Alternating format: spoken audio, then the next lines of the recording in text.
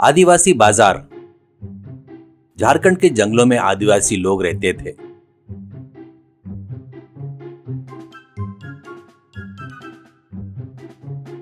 वो लोग जंगल में मिलने वाले स्वच्छ सुगंधित द्रव्य को, शहद को और तरह तरह के औषधि गुने वाले पौधों को, कंदों को लाकर वहां पर बाजार में बेचते थे।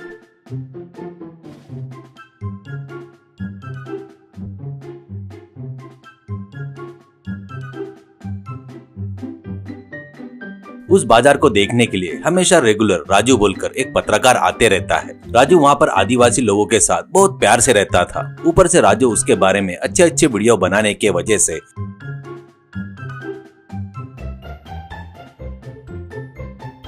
सरकार की तरफ से उनको बहुत सारे अच्छे अच्छे सब्सिडीज वगैरह मिलती थी।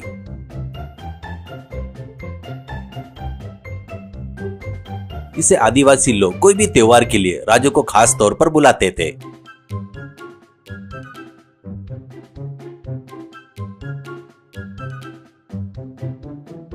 ऐसे ही रहते हुए एक दिन राजू उनके कबीले में जाता है और जाकर आदिवासियों के राजा जुम्बो से मिलता है। पर जुम्बो बहुत कमजोर लग रहा था, तो उसको देखकर राजू, जंगल के राजा हो, क्या हुआ, इतने कमजोर दिख रहे हो, ये पहली बार है आप इतने कमजोर लग रहे हो, क्यों, क्या हुआ असल में, करके पूछता है। तो जुम्बो के बाजू में बैठा मंत्री राठौड़, क्या बताऊं बोले तो इस बीच हमारे जंगल में चोरियां बहुत हो गई है। ऊपर से वो कौन है क्या बताकर चोरी कर रहा है। अभी तक बहुत जनों के यहाँ से चोरियां हुई है। इससे सबको हमारे राजा जी के ऊपर से भरोसा कम हो रहा है। वही राजा जी की तकलीफ है, बेचारे उनको भी क्या करना समझ में नहीं आ रहा है, करके कहता है। राजू, क्या तुम आदिवासियों के घर से चोरियां हो रही है क्या? मुझे तो बहुत आश्चर्य हो रहा है। हमारे शहर में हो रही बोले तो यकीन कर सकते हैं, पर यहाँ पर कैसे हो रही है? फिर भी तुम ऐसा कुछ नहीं होना करके पहरेदार करने के लिए धीरों को रखते हो ना पहरे पर, वो लोग क्या कर रहे हैं, करके कहता है। तो राठौड़, क्या बोलूं बोले तो राजा जी के अच्छेपन पर हर कोई फायदा उठा रहा है। अपना सेना अध्यक्ष धीरू भी बहुत कम राजा जी से मिल रहा है। वो सभी हमेशा जंगल में ही रहते हैं। इससे बेचारे राजा जी को क्या करना समझ में नहीं आ रहा है, करके कहता है। वो बातें सुनकर राजू,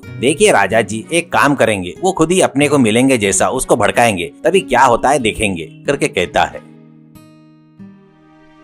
ऐसे ही रहते हुए कुछ देर बाद वहाँ पर एक महिला दौड़ते हुए आकर अपने पास का एक बोर्ड दिखाती है। उस बोर्ड पर, मैं आज तुम्हारे घर पर चोरी करूंगा, तुम है तो सब कुछ बचा लो, करके लिखा हुआ बोर्ड दिखता है।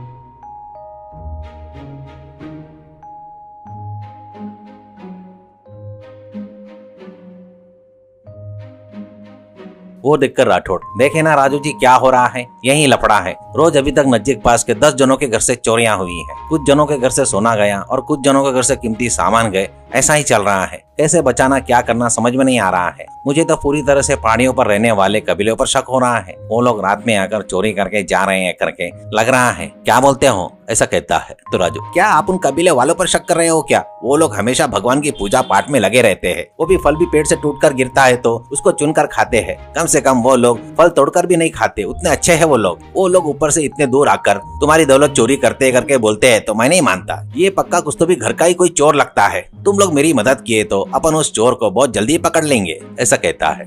जुम्बो, मुझे भी राजू कह रहा उस पर विश्वास हो रहा है। वो लोग ऐसे नहीं है, एक बार के लिए अपन राजू की सुनेंगे, ऐसा कहता है।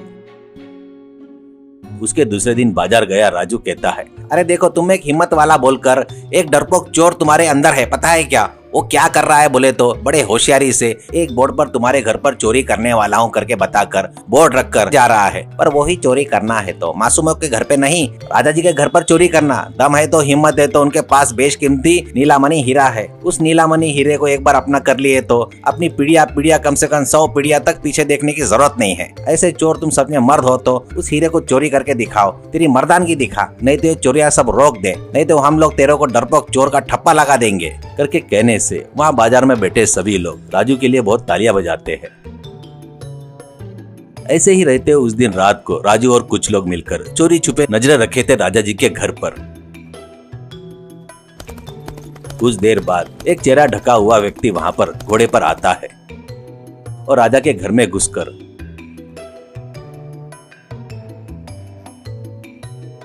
राजा के सीक्रेट चैम्बर में एक जगह पर जाता है। वहाँ राजा जी ऐसे सो रहे थे।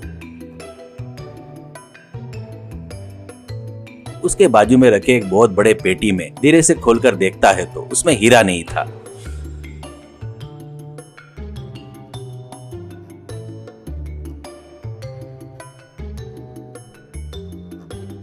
इधर उसके पीछे आया राजू। तो तुम हो हिम्मत वाले चोर, बराबर हीरा कहाँ था वहाँ पर आए और आराम से पकड़े गए, कहकर तुरंत इसका नकाब हटाओ। ऐसा कहते ही वहाँ पर के कुछ जवान लड़के उसका नकाब खींचते हैं। अच्छे से देखे तो नकाबपोश व्यक्ति उनका सेनापति धीरोए करके वहाँ के आदिवासी के राजा मंत्री सभी पहचान जाते हैं।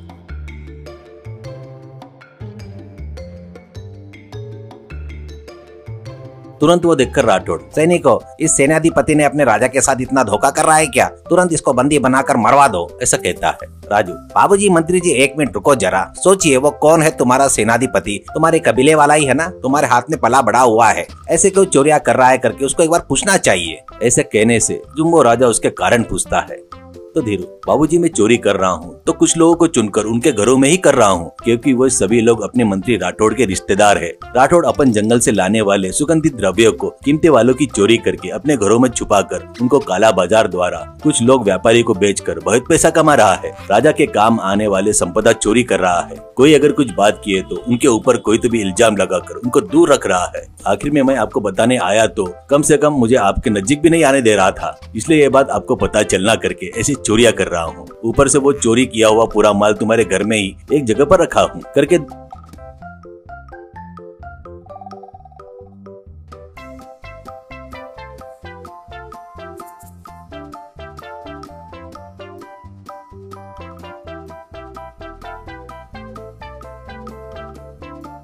दूसरे रूम में छुपा कर रखा हुआ सुगंधित द्रव्य को सबको सोने के गहने को दिखाता है।